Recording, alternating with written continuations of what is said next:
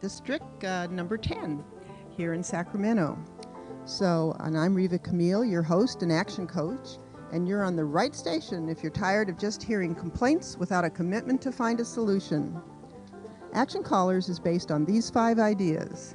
Everyone can serve, everyone has something to contribute, everyone is unique and has special talents. And what are your special talents?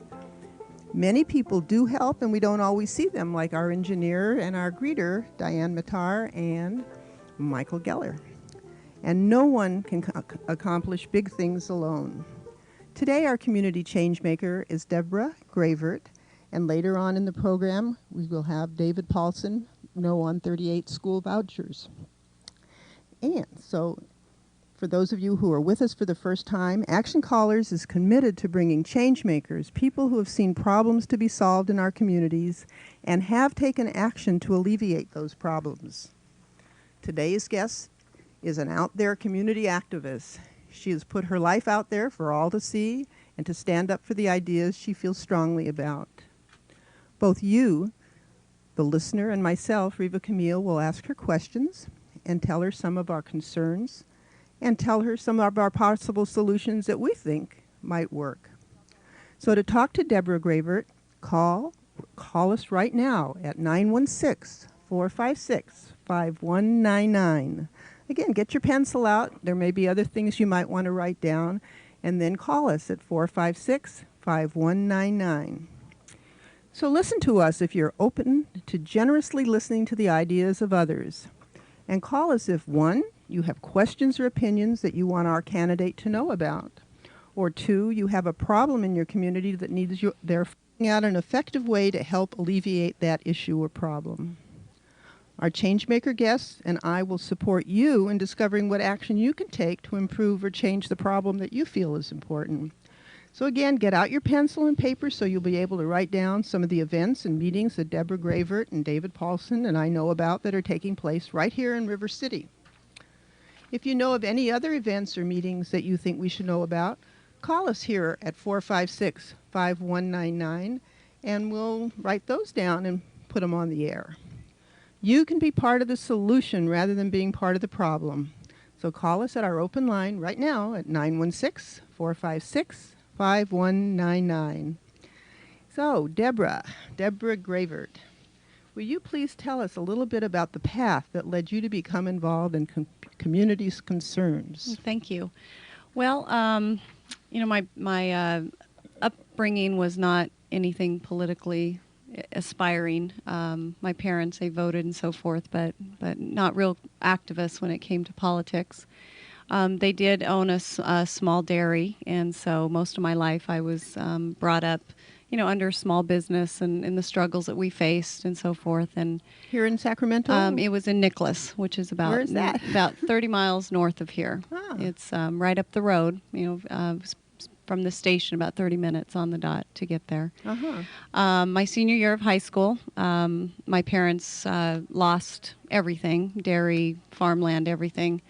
And, it because of taxes? Or? Taxes and, banks that just, weren't being fair in their judgment of loans that needed to be repaid and so forth.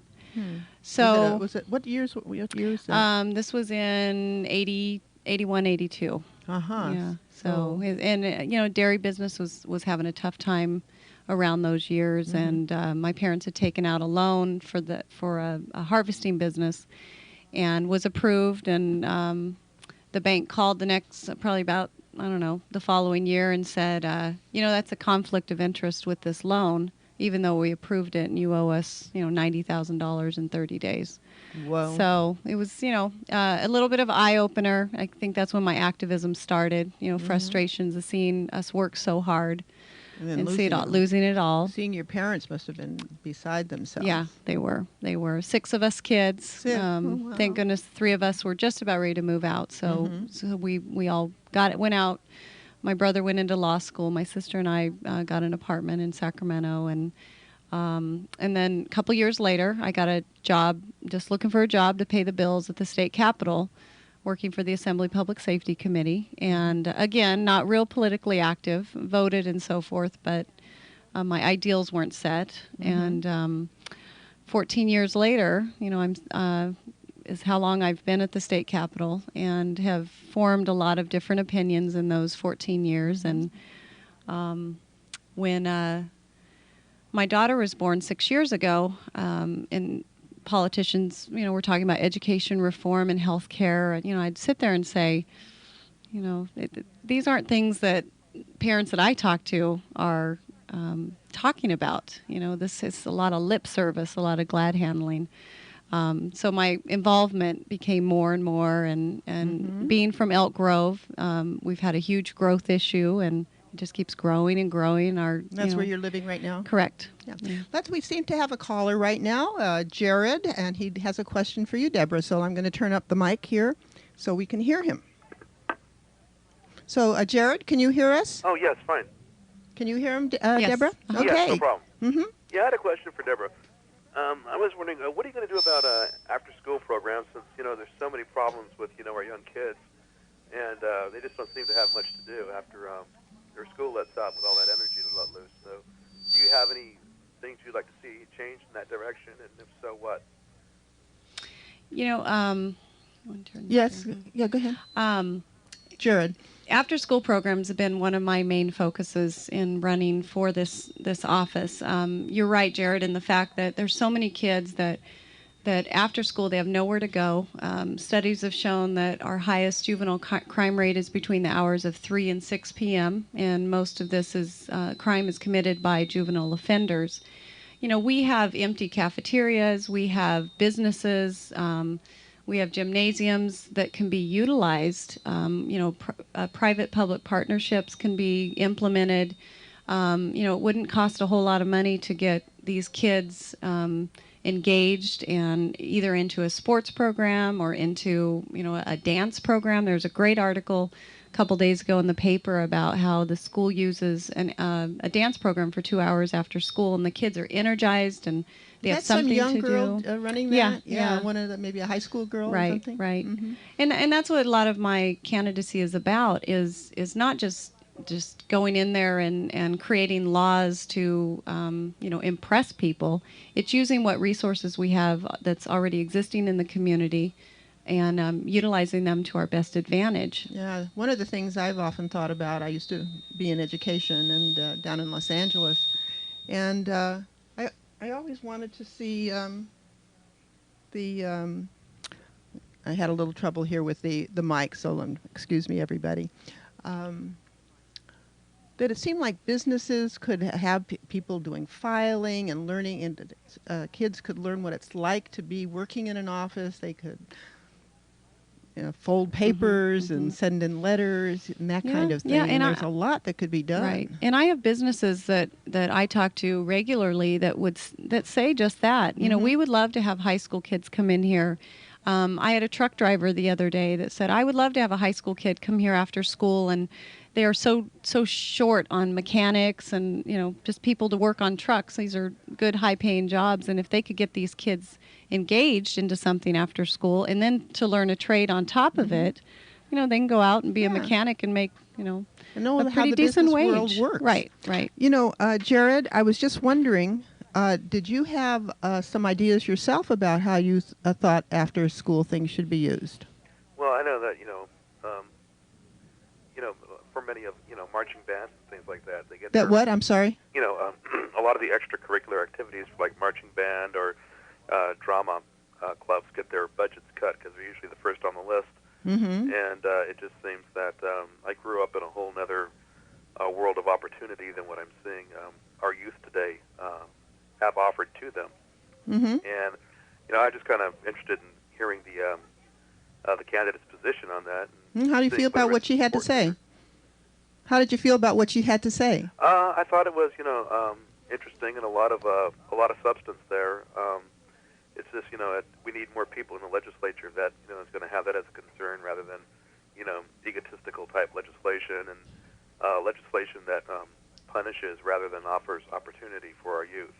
Very good. So, Debra, See, what was I going to ask? Well, go ahead. Thank you very much, Jared. Was there anything else that you wanted to say? Anything any step that you want to take, that you think you could take to possibly encourage the school systems or the communities or the assembly to make some changes in what they're doing? I'd love to see our legislators get a little proactive in terms of making a tie between community people and businesses as well into the school system, so that we can have more mentoring for our youth, and things like sponsorships or things that can bridge the gap between kids that are in need of leadership and some guidance at that vulnerable age.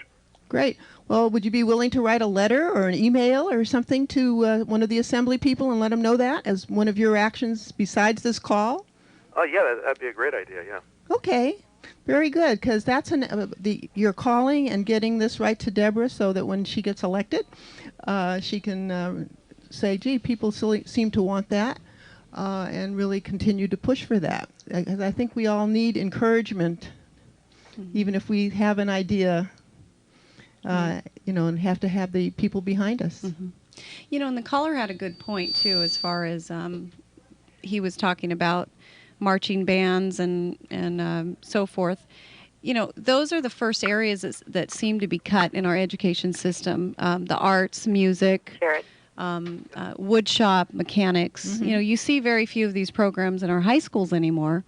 And, there's a lot of kids out there that want to go directly into the workforce. And they just... Is that a stop for me? Oh, no. Okay.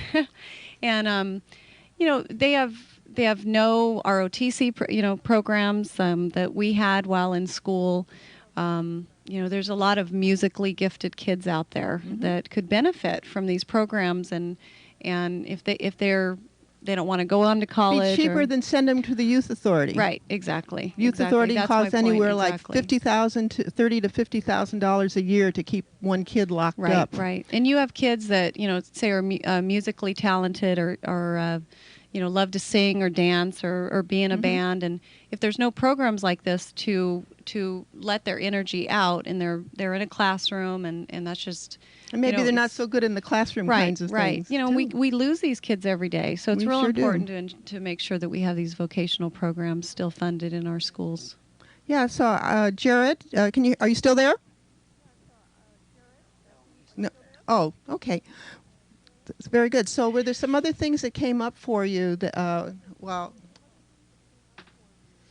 we're going to take a quick break. Sacramento's alternative choice is The Voice, 91.5 FM, 88.7 cable FM, worldwide via streaming media at sacramento.org.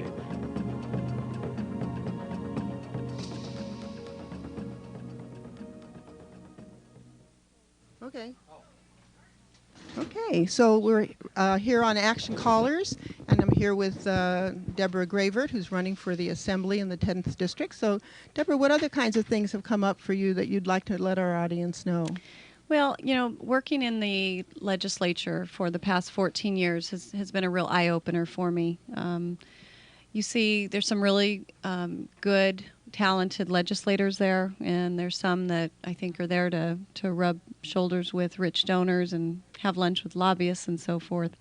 And that's kind of what's motivated me to run, is seeing these folks, how important it is that our kids have a good education, that they've got libraries that are open and credentialed teachers and test scores that are reflective of what they can accomplish. And you've got many legislators that feel it's more important to hobnob with people and not their constituents.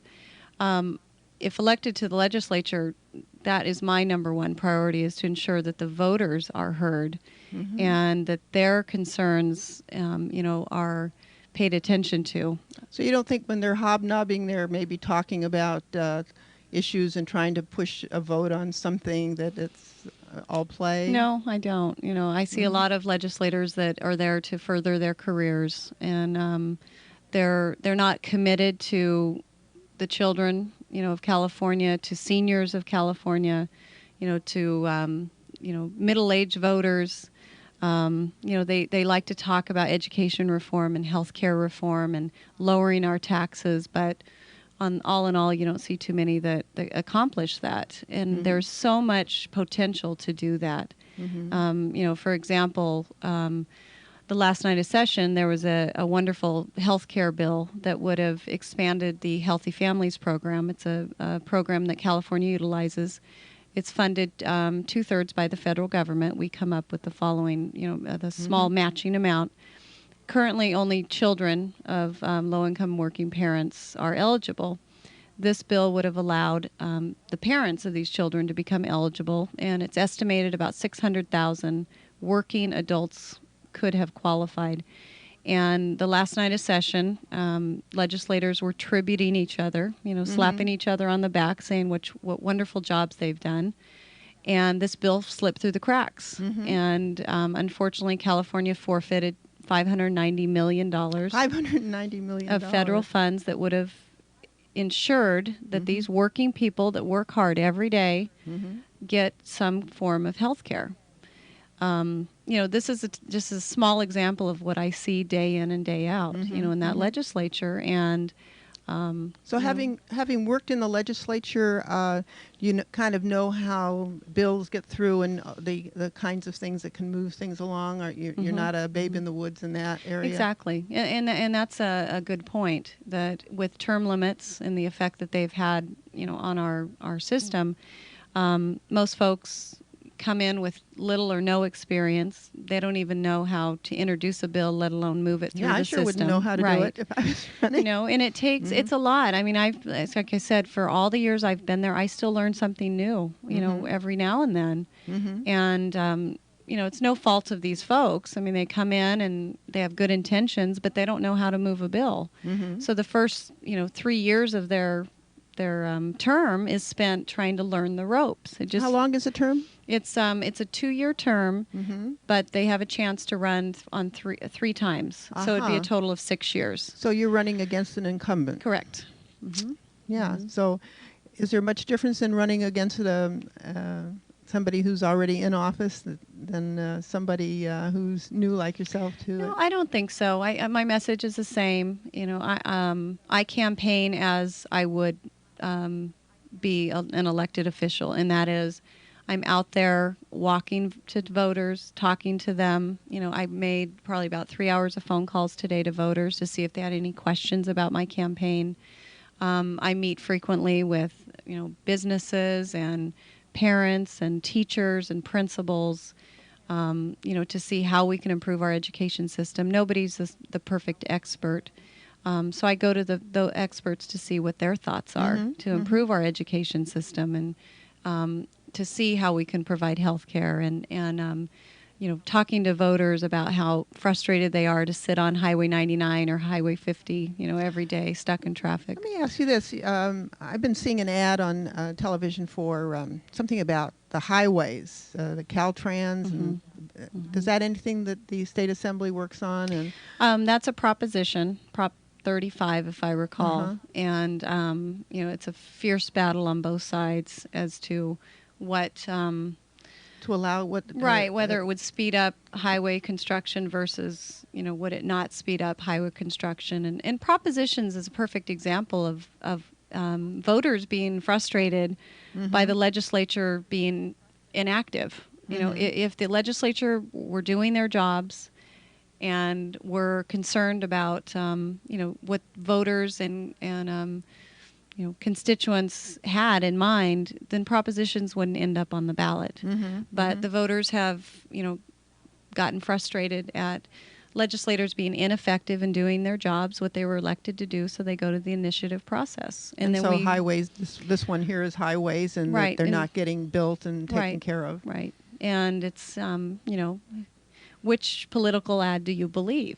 I don't know. I was thinking maybe you could let me know what you think about that one. Do you think it would be good to have outside businesses other than the state engineers doing the job? Well, it's that initiative. It's interesting you picked it because it's probably the most complex one on the ballot. It's not a cut and dry. It's, as we all know, the our highways and freeways have, there's several projects that need to be completed. Whether it takes private contracting out to do that, or if Caltrans, needs to hire more people. That's the question. And that's why it's frustrating that it's in a little pamphlet. Yeah, they don't give any information. Right, they don't give any information. I think you're as perplexed as I am. We all want to see our highways built in a timely manner.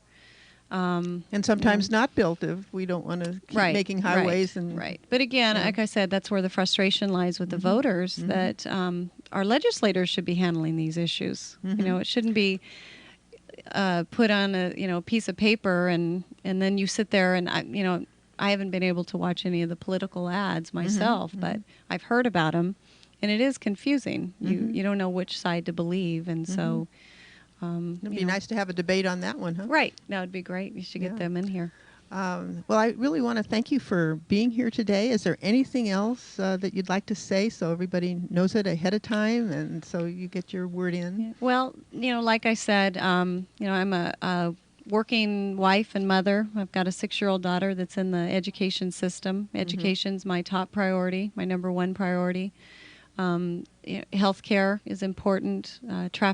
Transportation's important. As I said, I am campaigning as I would legislate, and that is with the voters.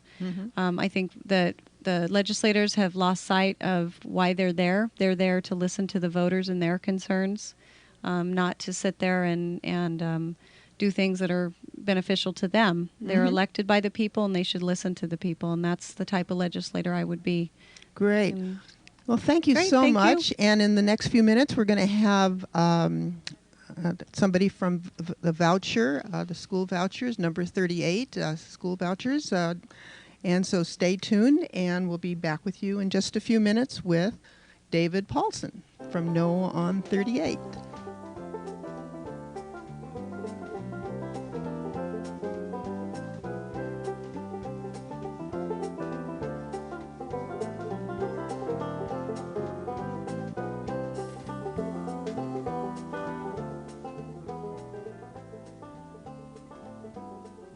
Community Radio for Sacramento, The Voice. What's up? This is 91.5 The Beat. This is Roland B. This is DJ 2Q Sports. This is John G. Cookmouse. Here the tracks in the 916. If you ain't knocked close, you don't know what you're knocking. You need to check us out on the internet at www.sacramento.org. Coming at you Mondays at 1 p.m. Come back at you Tuesdays at 1 a.m. So listen up.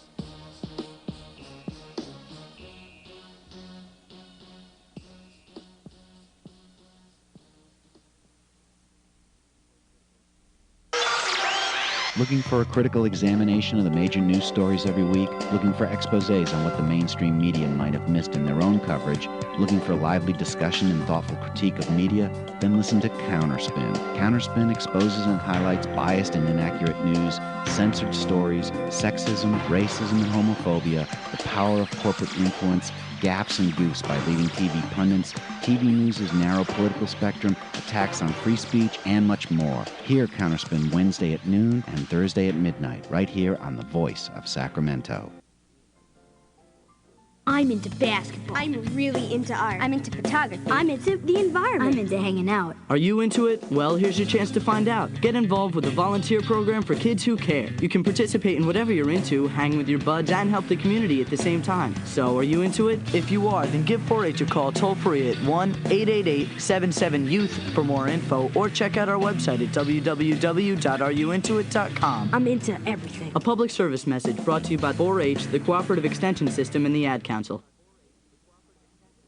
Our guest today is Ms. Jane Hamill. Hello. The world's most brilliant economist. You know the saying, money makes the world go round? Yes. I prove that. Really? No money, the world actually stops spinning. On a dime? So to speak. Jane, do you know the United Way? Absolutely. Do you know what the United Way does? Absolutely not. Well, all across America, local United Ways bring people and resources together to solve pressing community problems. How exciting. Like giving people in need the tools to work themselves out of poverty. That's brilliant. The United Way. The way America cares, community by community. The Voice and Access Sacramento are helping to make a difference. Just ask Sharmi Silva of Weave. Weave is an agency in Sacramento. It stands for Women Escaping a Violent Environment. Our agency's been around about 20 years. Mainly, we're an agency that offers counseling for victims of domestic violence or dating violence. We offer counseling for male perpetrators of domestic violence, and we also offer counseling for victims of sexual assault. I am creating a video for sexual assault awareness that I will be using in the classroom. I go out into many high schools throughout Sacramento, and I've been able to create the project by taking classes at Access to learn how to use the camera and do the editing, so I'm able to do everything myself. Sharmi Silva is one of many Access members who've learned to help make a difference in our community. Get involved by becoming a member of Access Sacramento. Call us at 456-8600. Access Sacramento, making a difference, one voice at a time. This is The Voice.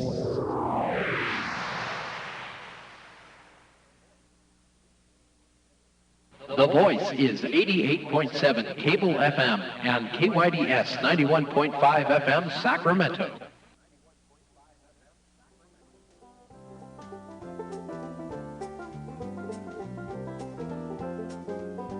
Okay, we're back on Action Callers, and I have with me right here in the station David Paulson, who is the, what is your title? Deputy Press Secretary. Deputy Press Secretary. That's very impressive for No on 38, the school vouchers. And just tell us a little bit about yourself, David. Well, I'm married with 2 kids, got a son in college, and a daughter just graduated. Here in Sacramento, working on this campaign because, I'm a political consultant and I do media work. My background is as a reporter, television and radio.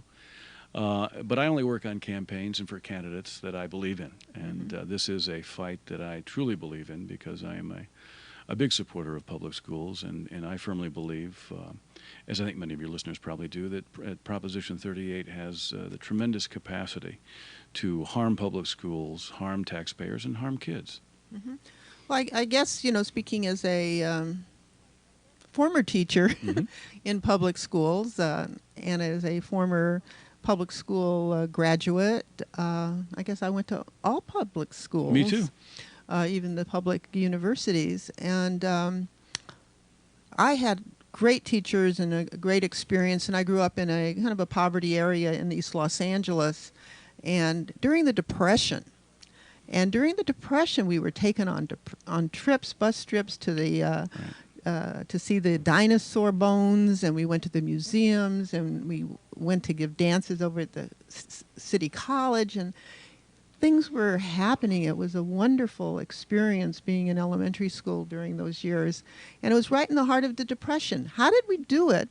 How did we have these wonderful schools and wonderful things and the money there for us in the middle of a depression? Well, it's very tough, and education in this country has gone through tremendous changes and shifts, and with more and more money put into it. But of course, things are more expensive: building schools, maintaining schools, paying livable wages for teachers. But there's more people, more taxes, more everything. Right, more and more people to educate, more and more challenges among those people. And it's not the position of this campaign to say that public schools are perfect. Nobody would ever say that. I think there are tremendous challenges. I do think, though, that we're starting in California to do the kind of things that the Rand Corporation, for example, says actually work to improve public school performance. Lowering class size, getting it down to that, that 20, 25, that workable That's number. why I quit teaching. I had 35 first graders and no assistants way back when. Right. No. Well, there was tough. Now they have 20 in first grade, and that's wonderful. And the test scores show that kind of improvement, that kind of investment really, really works. The problem with Proposition 38 is we fear it will take billions away from that effort and that energy to do that kind of thing. We know that there are challenges, and we want to meet those challenges, but not a dime that's going to be spent on a private school voucher is going to go to improve a public school or to make sure that all of the citizens, all of our young citizens, our students in California, get a fair shake, a real shot at a good education. Yeah, well, I was thinking, some people think, well, they'll get $4,000 or something like that and go to a private school. But my guess is, I don't know, I haven't really talked to too many people about this, but my guess is that the private schools then will just raise their prices. I mean, you're not going to get into a private school for $4,000 for a year, and it's ridiculous to think. And so it's only going to be people who already have some money who can go into a private school, and they can already afford it. Right, absolutely right. And there are many schools, primarily elementary private schools, that charge less than $4,000. But when we think of private schools, we tend to think of that academy, that preparatory academy, and that's going to get you into an Ivy League school, like my son is. But I brag on my son. What do you mean? He's He's in an Ivy League school right now, and doing very, and he very went well. to public school. Absolutely, and a wonderful guy. But it's not every private school is like that. But those that are cost considerably more than $4,000. Those are the kind of schools that I think have a tremendous ability to increase their if they were to accept vouchers, to increase their tuitions. They have tremendous pressures as well to keep up that reputation.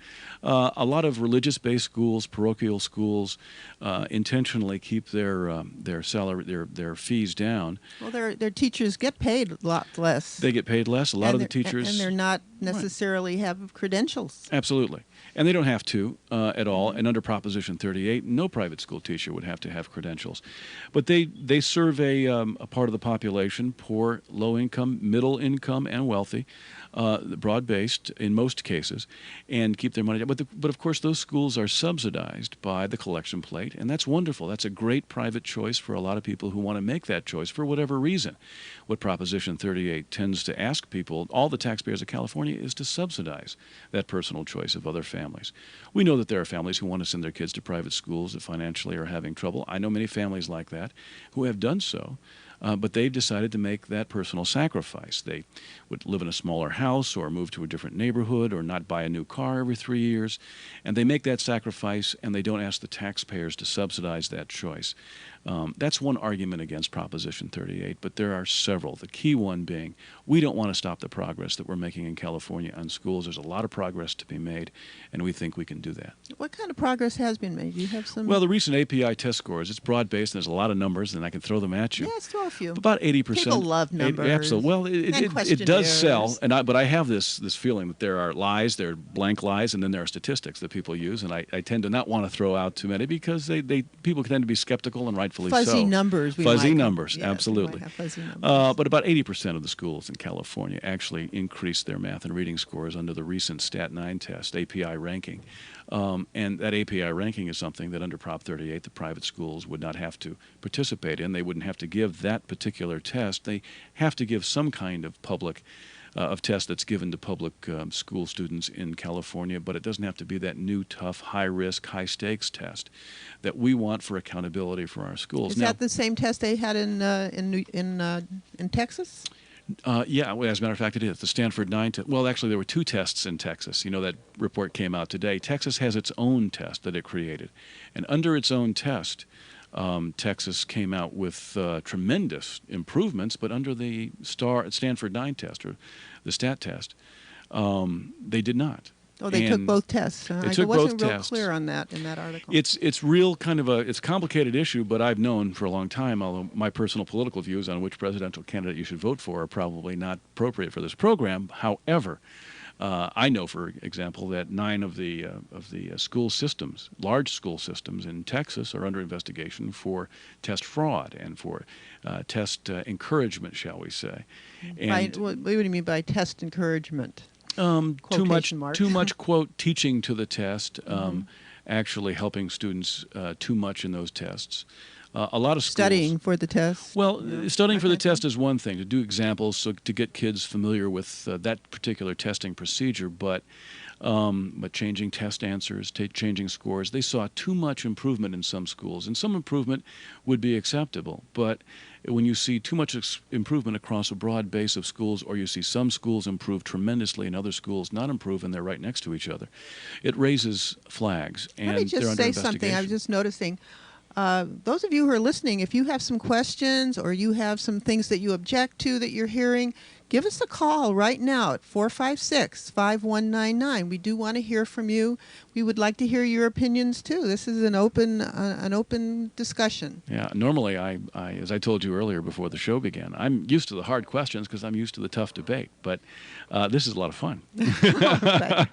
I believe in fun. Right, fun. And I know you probably have some hard questions that need answering about this and about money and so on. And so I'm prepared for that. But so if anybody is out there listening and wants to call and hit me over the head, I'm used to it. I've been beaten up in this campaign too much already, but I am used to it, and I hope I have the answers that would satisfy you, or at least satisfy the listening audience. Okay, are there some questions that were hard questions that you could even bring up here and give us an answer to them? Well, the other side says frequently that Proposition 38 would actually end up saving money for the state of California. They use some fuzzy math in their figuring. They say that we spend $8,000 a year now per student in California, which is an inflated number because that includes federal funds, which don't go to every student. They go to specific districts or schools with challenges, and debt service, which is money that's already been spent, but we're paying money on those bonds. And it's about $6,300. And they say but they use the $8,000 figure, so I'll use their figure. It's not accurate, but I'll use it. Take $4,000 away, and that leaves $4,000 behind in that school. What's wrong with that? Eventually, you're going to make money because we're only going to spend $4,000 on a growing number of private school students. It's not a hard question to answer, but it sounds good. Their math sounds good, but it's not accurate. Oh, okay. It's about $6,300. That $2,300 doesn't go back to the school, doesn't go back to the school district. It comes back to Sacramento, and lawmakers here will have an opportunity to decide to spend that on education, to spread the money around or not, or to cut the education budget. But their math is dependent upon a large number of people leaving public schools and going to private schools. It would have to be, for example, in order to make money off of vouchers, you would have to increase the private school population by 1.5 times to go from about 640,000 private school students currently in California to about 1.45 million students. Well, we've looked at voucher experiments in other cities. There is no other statewide program except for Florida, and there are only 53 voucher students in Florida right now. So that really doesn't apply.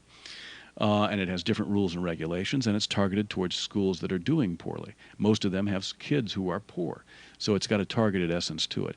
But in Cleveland and Milwaukee, where they've had voucher programs for years now, in Milwaukee, for example, they've had it for 10 years, we've seen no growth, and actually a negative growth in private school capacity. Today, 10 years after they started voucher programs in Milwaukee, there are fewer private school students.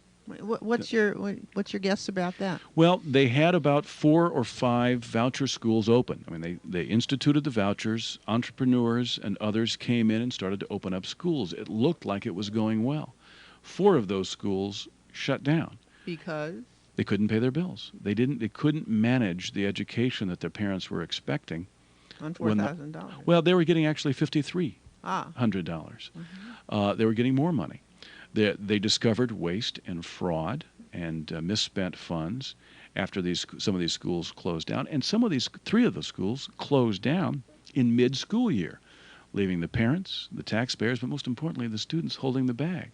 The tuition had already been paid. The school goes bankrupt. Those parents go back to the private schools or public schools. And no money comes in for those kids. And no money came in for those kids again. And what they had to do because of the cost of that program in Milwaukee is raise property taxes to pay for it. So that's why we say in California, get ready. Open up your pocketbooks and your wallets and get ready to pay a voucher tax. Maybe not next year, maybe not the year after that.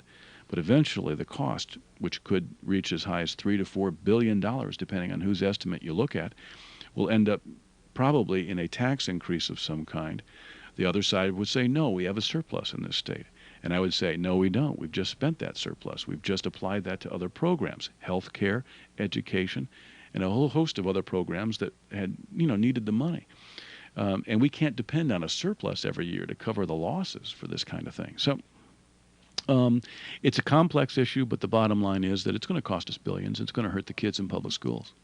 So give us a call at 456-5199, and if you have another way of looking at this issue, let us know that. And if you agree, give us a call like that. It's always nice to hear agreement. Hey, I'd like to get a good friendly call every once in a while. Yeah. Actually, I got several in the other show I was doing earlier today, but they were asking fair questions. Would my community school shut down if we institute Proposition 38? Yeah, I wondered about that myself, if everybody ran off to... Well, there would be problems. If I started a school and other people started a school. Absolutely. And the risk is always there that might happen. The school that you like and you like to send your kids to might shut down.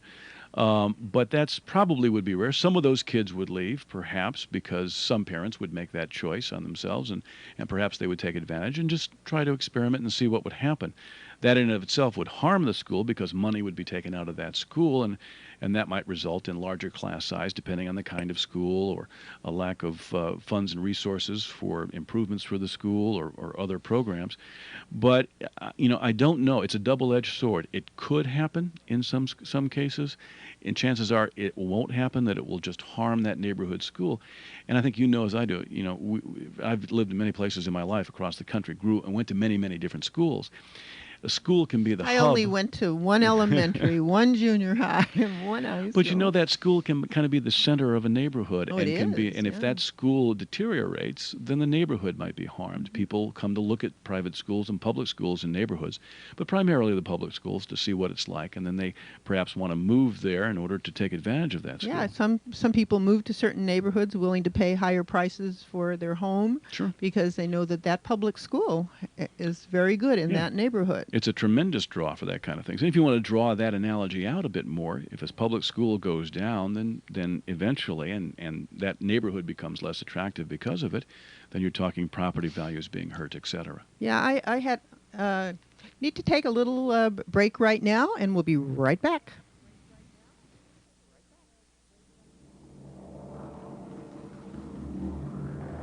Your radio station is The Voice, 91.5 FM. Cable FM 88.7, and worldwide via streaming media at sacramento.org.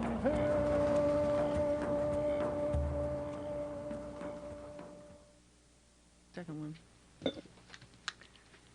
Okay, we're back here with David Paulson on No on 38, school vouchers, and remember to vote on Tuesday, November 7th. Absolutely. And I guess David would say vote no on 38. I would say that, yes, but I would also say if you think you're going to vote yes, go to the polls anyway. I like a good turnout, a good big turnout. We think a good big turnout helps us out, but I've got to be more community-minded than just my personal interest in this particular campaign. I would like everybody to go vote. Yeah. What I'd like to say is my experience, as I say, I worked in a big school district down south, and Southern California. And I was in charge of parent education in the poverty areas of LA. And one of the things we did, these were parents of high school age kids, the parents of high school age kids. And this was a federally funded program that encouraged us to encourage parents to become active in the school. And so my job was to set up groups around the city, East LA, Watts, Pacoima, different areas. Right. And that's what I did. And we had parents, coming out. We started off in churches where the people felt comfortable going in their neighborhoods.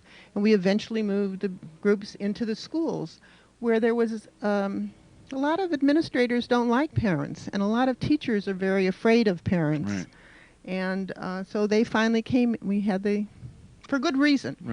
Right. And so we encouraged the parents to come to the school, and we found that when parents started coming to the school and started to walk the halls and to check on their kids and check on other people's kids, that the crime rate went down. Right. These were in poverty schools where people, many of them were working people, but they came out and they helped.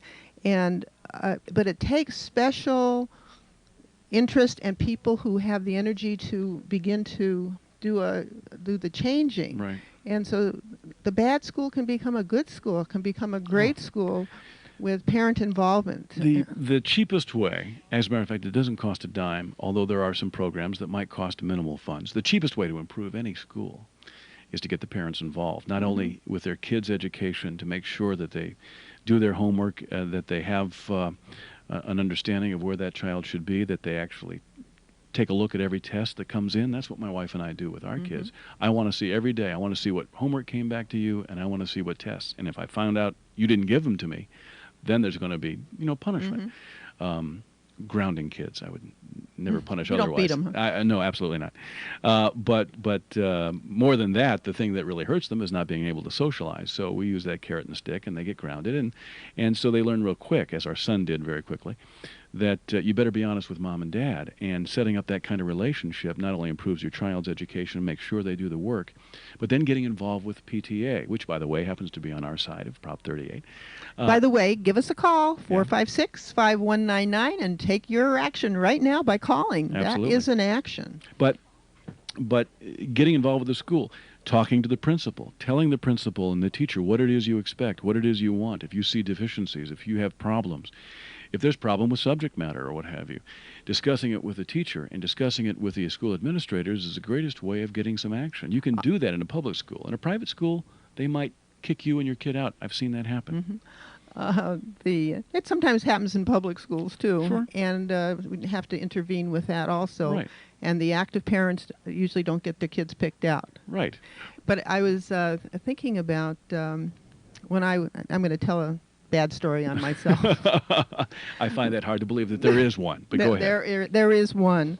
When I was teaching in my early 20s in the first grade, what I noticed about myself was that since I couldn't really keep track and didn't know how to keep track of all 36 students, the ones I actually kept track of were the ones whose parents came in after school and said, "Now, how'd my son do today?" Right.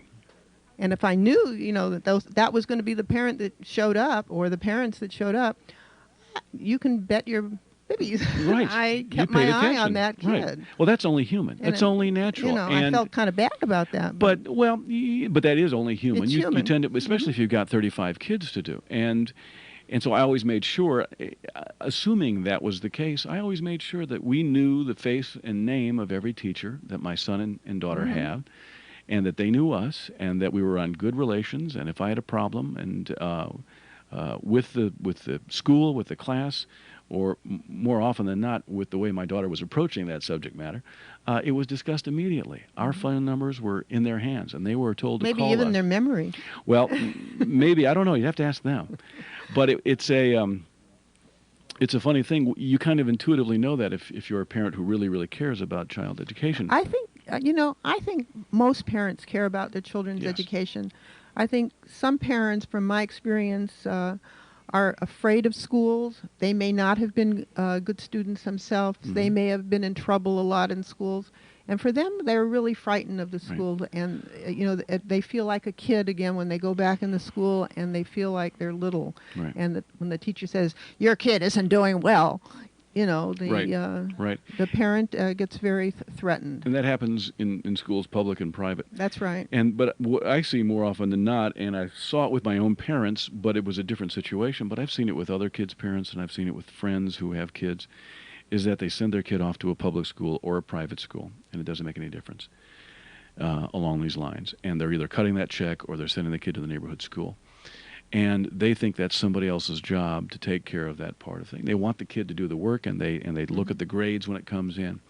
But right now, I've done my part. I've paid my taxes and sent my kid to the school, and I'm doing my part on education. And what we've found, and learned quickly, very quickly in our own lives, my wife and I, is that it doesn't start there. It begins there. And the rest of the hard work, or just attention to detail, actually it was more fun than anything else. I really enjoyed going over subject matter with my kids and testing them and challenging them and discussing some parents things. Don't read as well as their kids, and I understand they're that. Not as good in the math as their kids. So that's a problem. Many homes don't have my parents daughter, that can do that. I couldn't do my kids' math, and I was a good math kid. I was good at it, but it's been a long time. So at a certain level, I couldn't help them do the math. What I could do was make sure that they did the work, and that I saw their homework assignments, and then I saw that it was done neatly, and then I asked them to double check it, and we would go through it, and they would do it, and they would say yes or no, or I made a mistake. But there are other ways for parents like myself who may not know those math and subject matter to make sure that the kid gets the message more importantly, that you take education seriously and that there's going to be no sloppiness about it. Yeah, I would agree with that. Yeah. And by doing those things, your kid automatically becomes better. Or, if you can't do it, you can set up your house so that the kid can do it by having television off during the study times. Absolutely. Have the television off, the radio off. There's no things going on. I read a book several years ago. It compared the educational system of America to that of Japan. And what they found in Japan was not so much that the schools were better or that they put more pressure on the kids, but that the culture of education was somewhat more ingrained. And by that, I'll give you a simple example. Poor family, or of course in Tokyo, even a middle class or wealthy family gets a very small living space. But let's say there's only like a dining room, a living room, and a bedroom, and perhaps a child's room. And there's really little space for dad to do his work at night if he brings work home. And they do bring their work home, too. Absolutely. The father will do his work on the couch while the kid gets the table. That's what they think of education. It's more important. The kid gets a better place. Yeah, gets the opportunity to actually do the work and do it better. So that's just like one illustration of the difference in necessary cultures. There are many, many, many American parents who do that kind of thing and make sure it takes place. We just want, if everyone did that, then our educational system, again, would soar, especially in your neighborhood school. It would not only soar, but your kid would do better. Well, I really want to thank you so much for coming here today, David. My pleasure. And if there's any last things you'd like to tell us before we have to sign off. And I do want to say the next hour at 7 o'clock we'll be having, let's see, what's her name? Linda Barnard, who is a psychologist, and Connie Valentine, who's with Child Protective Association. They're going to talk about maybe some nasty stuff going down on in the court system, so custody issues. So do listen in at 7 and hear them. But you were going to say? If anyone out there wants to get involved with a campaign from either volunteering or allowing us to put a lawn sign in your yard, we're going to be doing some lawn sign distribution this Saturday. I'll be involved with it. Okay, where do they call you? What's your phone number? 916-442-4406. Okay, and one more time, but very slowly. Very good. 916-442-4406. And if you want to learn more about the proposition, from our perspective, of course, we have a website, novouchers2000.com. Great. And let's see what else we have here on our current events, things that might be going on. Do you have any kinds of things that are going on? Any rallies or anything? Not scheduled for Sacramento. It's just going to be a tough fight. We are ahead in the polls by about 20 points, but we don't take anything for granted. We're going to work it until November 7th, and we kind of look forward to that day. But we expect a victory, but we can't, again, and anybody out there that is inclined to vote our way or the other way, we want you to go to the polls and make sure you register that vote. Help us out. Great. So at this time, I want to acknowledge our Action Caller volunteers. Michael Geller is our radio engineer, and our telephone greeter is Diane Matar, who uses her warmth and natural nurturing skills to welcome each nervous but courageous caller. And remember, your voice can be heard on this station, FM 91.5, by telephoning me, Reva Camiel, at 916-456-5199. And if you want to fax me, you can fax me to 916-923-1737. You can see this is a state-of-the-art program where we will use every form of communication, written or spoken, to become seekers of solutions for the many problems that face our planet. Be part of the solution rather than being part of the problem. We will use the messes in our life to get to some semi-well-ordered solutions. And without problems, we'd get really bored. So thanks so much, Debra Gravert and David Paulson from No 138 School Voucher Initiative, for your continuing energy towards creating a world that is ongoingly being created by all of us. Thank you Bye-bye. very much.